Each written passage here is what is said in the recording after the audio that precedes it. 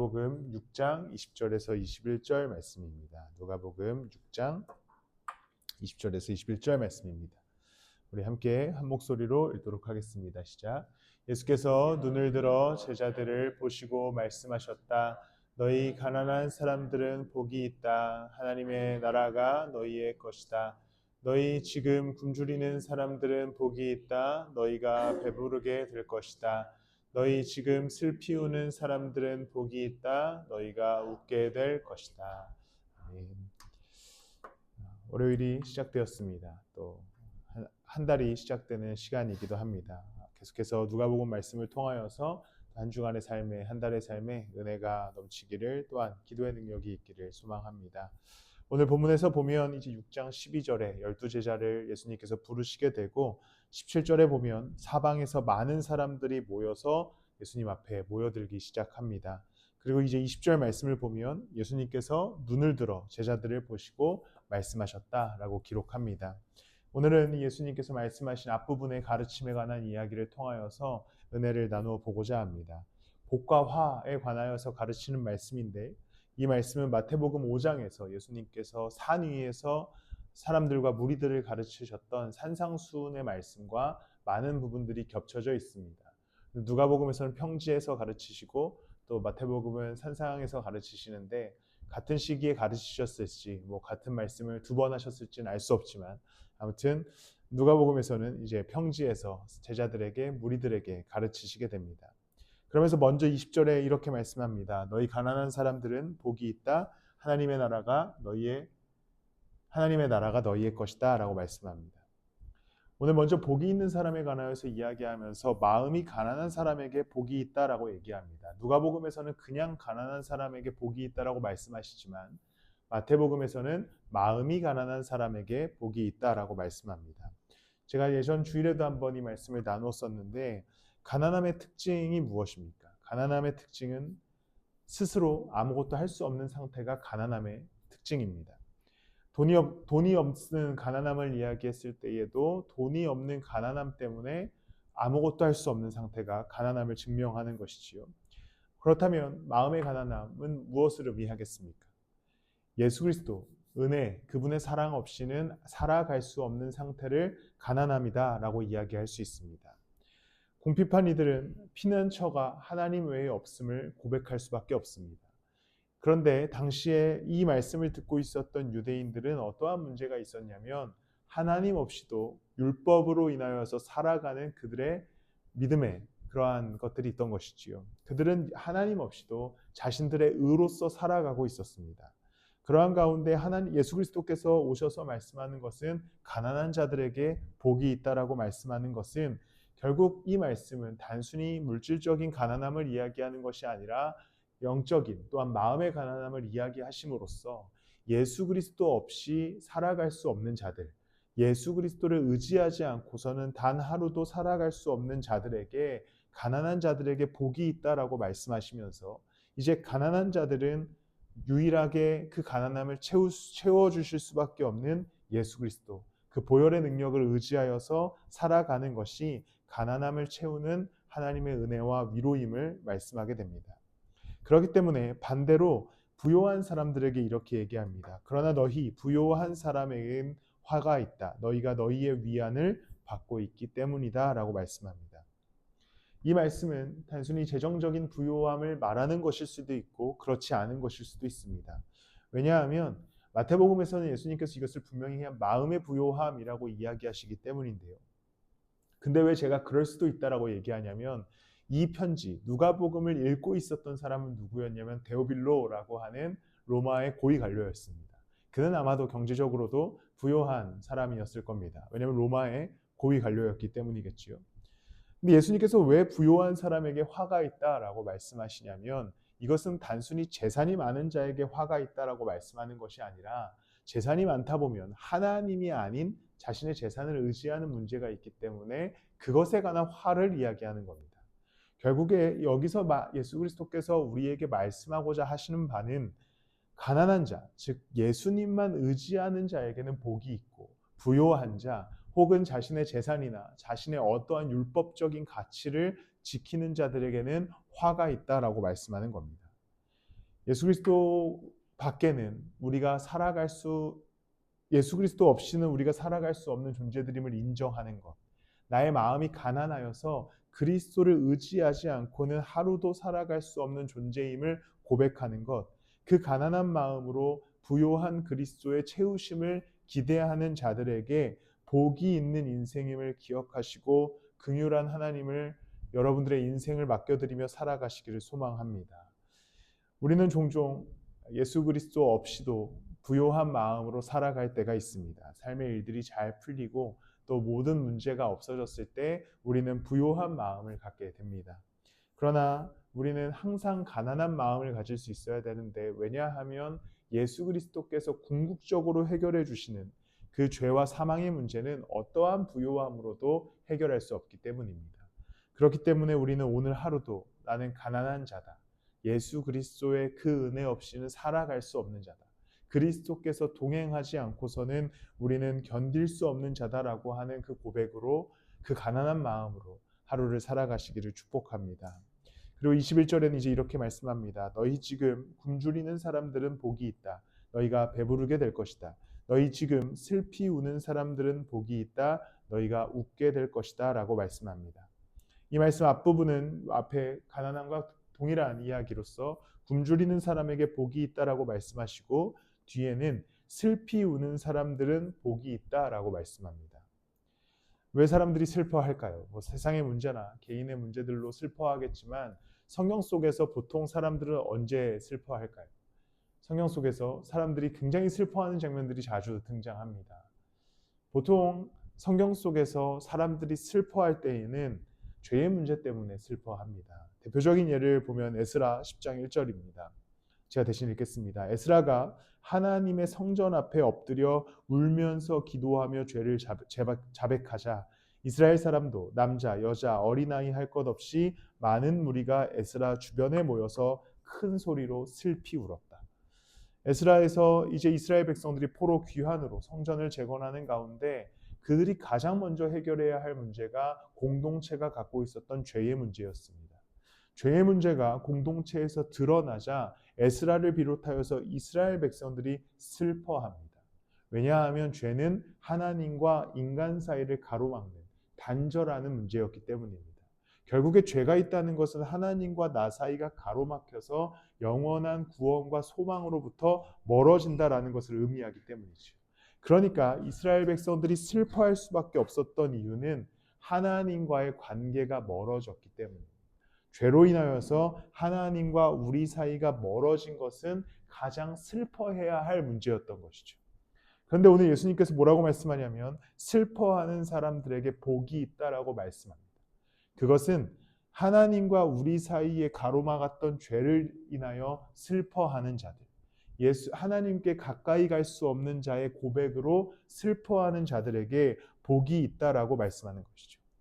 그런데 당시의 사람들을 생각해보면, 특별히 유대 지도자들을 생각해보면 율법을 열심히 지키고 있었고 율법만 지키면 자신들이 거룩하고 의로운 자들이라고 여겼습니다. 그러니까 그들에게는 슬퍼하는 마음이 없었죠.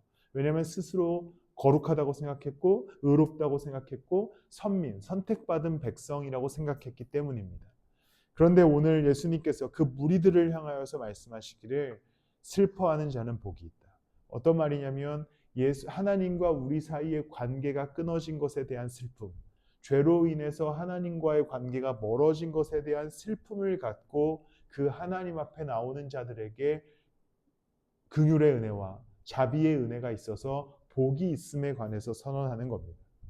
그런데 보통 우리는 이 땅을 살아가면서 어떠한 슬픔을 갖게 되냐면 대부분 나의 삶의 문제 때문에 슬픔을 갖습니다. 내가 겪고 있는 고통들, 뜻대로 되지 않은 인생에 대한 슬픔들, 그리고 이러한 문제로 슬픔을 갖긴 하지만 하나님과의 멀어짐에서 우리는 보통 슬퍼하지 않습니다. 그냥 그러려니 하는 것이지요. 그러나 오늘 예수 그리스도께서 우리에게 슬퍼하는 자들에게 복이 있다라고 말씀하시는 것은 단순히 세상의 문제 때문에 슬퍼하는 자들에게 복이 있다라고 말씀하시는 기복신앙적인 가르침을 하시는 것이 아니라 하나님과의 멀어짐을 애통하는 자들, 항상 하나님과의 멀어짐을 두려워하는 자들, 죄의 문제로 인하여서 하나님과의 관계가 깨어질까 염려하는 그 슬퍼하는 자들에게 결국 관계를 회복하시는 복과 예수 그리스도의 십자가로 화평하게 하시는 은혜를 누리게 하시겠다라고 하는 예수 그리스도의 은혜의 말씀입니다. 그렇기 때문에 반대로 25절 말씀에 보면 마지막 구절을 보면요. 너희 지금 웃는 사람들은 화가 있다라고 말씀합니다. 이것을 그냥 예수님께서 약간 좀 나쁜 말로 약간 이상한 사람이잖아요. 야, 웃는 사람 나중에 화가 있을 거야. 이렇게 이상하신 분은 아니고 예수님께서 웃는 사람들은 화가 있다라고 말씀하는 것은 나는 지금 구원받았다라고 생각해서 그냥 웃고 있었던 당시의 율법학자들과 유대인들을 향하여서 지금 너네가 율법을 지킨다고 해서 구원을 얻었다고 생각하는 그 웃음, 그 거만함을 지적하시며 슬퍼해라. 하나님과 우리 사이에 멀어진 관계를 슬퍼하고 이제 이 모든 막힌 담을 유일하게 허실 수 있는 예수 그리스도를 의지하여서 하나님과의 관계를 회복할 때 비록 멀어짐으로 슬퍼했으나 예수 그리스도로 인하여서 하나됨으로 복을 누릴 것이다라고 말씀하는 하나님의 은혜의 말씀입니다. 우리도 오늘 하루 하나님과의 멀어짐을 늘 두려워하시고 또 하나님과의 멀어짐이 있으시다면 그 안에 슬픈 마음으로 회개하여 다시 예수 그리스도와 함께 걸어가는 것을 애쓰신다면 그 안에 그리스도가 주시는 부요함과 평안함을 누리게 될 줄을 믿습니다. 결국 가난하다는 것, 슬퍼한다는 것, 궁핍하다는 것은 그리스도 없이는 살아갈 수 없다라고 하는 것에 대한 삶의 고백입니다. 예수 그리스도로부터의 멀어짐에 대한 슬픔, 그리스도 없이는 가난할 수밖에 없는 우리들의 영적인 가난함에 대한 애통함을 이야기하는 것이지요. 진정한 진리이자 구원자 되신 예수 그리스도와 함께 우리가 다시 삶의 걸음을 옮겨가기 시작할 때에 우리의 영적인 가난함을 부요하게 채워주시고 또 우리의 멀어짐으로 인한 하나님으로부터 멀어짐으로 인한 슬픔을 기쁨으로 바꾸실 예수 그리스도께서 우리의 한 달과 오늘 하루 또 우리의 한 주간을 지켜나가 주실 줄을 믿습니다. 마지막으로 예수님께서 이제 또한 세상들에게 이야기하는 것은 이렇습니다. 22절입니다. 사람들이 너희를 미워하고 인자 때문에 너희를 배척하고 욕하고 너희의 이름을 악하다고 내칠 때에는 복이 있다라고 말씀합니다. 당시 유대 사회에서는 율법을 지켜서만 인정받을 수 있었습니다. 그리스도를 따르는 길은 율법을 지키는 길과는 전혀 다른 길이었습니다. 그 길은 언제나 핍박이 있을 수밖에 없었고 심지어 예수님은 이후에 십자가에 달려 죽으시기 때문에 범죄자를 따르는 집단으로서 그리스도를 따를 수밖에 없었습니다. 그리고 이 글을 읽고 있었던 데오빌로는 어땠을까요? 그는 로마의 지도자였습니다. 그런데 그가 그 로마의 지배 아래에 있었던 한 작은 나라의 범죄자를 믿겠다라고 고백했을 때 이 사람이 로마 시대와 사회 속에서 어떠한 대우를 받았을까요? 엄청난 핍박을 받지 않았겠습니까? 어쩌면 그가 예수를 제대로 따르기 시작함으로써 그의 관료직을 잃어버렸을 수도 있습니다. 그 뒤에 이 사람의 이야기는 나오진 않지만 추측해보면 그럴 가능성도 있는 것이죠. 예수 그리스도를 따른다는 것은 항상 쉽지 않습니다. 이 시대 이후에 모든 그리스도인들 그리고 오늘날의 우리에 이르기까지 항상 그리스도 따름에는 어려움이 있습니다. 여러분들 새벽에 나오셨잖아요. 쉽지 않습니다.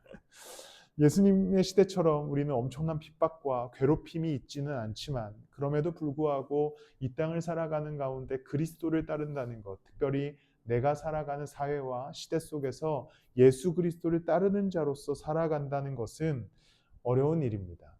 그리고 예수님도 분명히 그 따름에는 어렵고 힘든 길이다라고 미리 말씀하셨습니다. 그러나 그럼에도 불구하고 그 어려운 시대와 어려운 상황, 나의 어려운 삶 속에서 예수 그리스도를 따라 옮겨가기 시작할 때 그때에 우리가 세상에서 얻을 수 없는 평화와 복과 그분의 은혜가 우리 가운데 더하여 주실 줄을 믿습니다. 우리는 예수 그리스도를 따라갑니다. 어제 나눈 대로 세상과는 구분된 자로 또 구별된 자로 이 땅 가운데 머물러 있습니다. 그러다 보면 우리는 영적인 배고픔을 경험할 수도 있고 또한 하나님과의 멀어짐으로 인한 슬픔을 경험할 수도 있습니다. 혹은 세상이 우리를 향한 핍박과 어떠한 절망과 같은 시간들을 보내게 할 수도 있습니다. 그러다 보면 예수 따름을 포기할 때도 있고 예수 따름의 어려움을 토로할 때도 있을 겁니다. 그런데 그럼에도 불구하고 예수 그리스도를 따라 나설 때에 그 안에 놀라운 은혜와 복이 우리 가운데 있을 줄을 믿습니다. 결국에 이 모든 복과 화에 관한 말씀을 예수 그리스도께서 쭉 풀어 나가시는 것은 결국에 그리스도인답게 이 땅을 살아가라고 하는 예수 그리스도의 명령입니다. 누군가에게 그리스도에 관해서 예수님은 도대체 어떤 분이냐라고 물어봤을 때 우리는 이렇게 대답할 수 있어야 되는데, 그것은 나의 삶으로 그리스도를 증명하는 분이다라고 얘기할 수 있어야 하는 것이지요. 그렇기에 나는 늘 그리스도 없이는 배고픈 자여서 예수와 함께 걸어간다. 그리스도와 멀어지면 나는 늘 슬픈 자기에 예수와 함께 살아간다. 그리스도 때문에 내가 종종 어려움을 겪을지라도 그가 나의 인생을 채우는 분이기에 나는 그분과 함께 이 땅에서의 삶의 걸음을 옮겨간다라고 우리의 삶으로 고백하게 됐으면 좋겠습니다. 그때에 그 인생을 주님께서 웃음으로 회복하여 주시고 복을 더하여 주시고 삶의 걸음 가운데 평안과 평화를 더하여 주실 줄을 믿습니다. 말씀을 마무리하겠습니다. 예수님께서 이 땅 가운데 오셔서 그는 실제로 이 모든 것들을 경험하십니다. 가난함을 경험하시죠. 그는 영적인 가난함을 경험하시지 않으셨지만 실제로 육체적인 배고픔을 하나님이신 그분이 경험하시게 됩니다. 또한 그는 실제로 육체의 죽음을 경험하심으로써 하나님과의 멀어짐을 경험합니다. 그가 하나님께 소리 지르시잖아요. 나의 하나님 어찌하여 나를 버리시나이까. 그는 하나님과의 단절을 경험함으로써 엄청난 슬픔을 경험하십니다. 그리고 예수 그리스도는 십자가라고 하는 그 핍박의 길, 고통과 고난의 길을 걸어가시게 됩니다. 예수 그리스도께서는 이미 우리에게 이 말씀을 하실 때에 당신께서 스스로 가난함과 궁핍함, 그리고 슬픔과 고통과 핍박을 경험하실 것에 대해서 알고 계셨고 그 길을 우리와 함께 걸어가시기 위해 걸어가시게 됩니다. 그리고 나서 예수 그리스도께서는 그 죽음을 이기시고 부활하시지요. 그리고 나서 이제 그를 따르는 모든 자들에게 이 부활의 능력을 동일하게 허락하실 것을 약속합니다. 오늘 여러분들의 삶의 걸음을 예수 그리스도와 함께 걸어가며 그리스도가 경험하셨듯 영적인 가난함을 경험할지라도 또한 때로는 하나님과의 멀어짐에 슬픔을 느끼며 다시 하나님께 돌아갈지라도 혹은 세상을 살아가는 걸음걸이 가운데 예수 따름에 대한 어려움을 느낄지라도 끝까지 예수 그리스도를 붙들어 이 땅의 걸음을 옮겨가신다면 부활의 예수 그리스도께서 여러분들 가운데 그날에 주시는 웃음과 복과 평화를 여러분 가운데 허락하여 주실 줄을 믿습니다. 그렇게 담대하게 예수 그리스도를 따라 삶의 걸음을 옮겨가시는 여러분들이 되시기를 축복합니다. 제가 기도와 축도로 예배 마치고 각자 기도하시다가 귀가하시겠습니다. 사랑과 은혜가 풍성하신 주님, 우리는 오늘 혹시 예수 그리스도와 멀리 떠났으나 삶의 일들로 배부르고 있다면, 삶의 일들로 즐거워하고 있다면 그런 우리를 용서하여 주시고 예수 그리스도 없음에 대한 슬픔을 느끼며 주님을 다시 찾게 하여 주시옵소서. 내 마음에 예수 그리스도 없이는 단 하루도 살 수 없는 자임을 고백하게 하셔서 가난한 자와 같이 예수 그리스도로만 채워지게 하여 주시옵소서. 이 세상을 살아가는 동안에 예수 그리스도와 살아간다는 것은 때로는 어렵고 힘든 일일 수 있겠지만, 그러나 주님께서 때때에 주시는 평화와 위로와 복을 누리는 우리 모두가 되게 하여 주시옵소서. 오늘 우리가 광야와 같은 한 주간을 또 한 달을 걸어가는 것처럼 느껴질지라도 불기둥과 구름기둥으로 지키시고 만나와 메추라기를 먹이시는 그 예수 그리스도의 놀라운 능력을 경험하는 우리 성도들의 하루, 한 주간, 한 달이 되게 하여 주시옵소서. 이제는 우리 주 예수 그리스도의 은혜와 하나님의 극진하신 사랑과 성령님의 내주 동행하시며 감화 감동하심이 비록 가난하고 슬퍼하며 고통당하는 자들이나 결국 부활의 능력으로 영광의 자리에 살아갈 우리들의 머리 위에 지금부터 영원토록 함께 하실지어다. 아멘.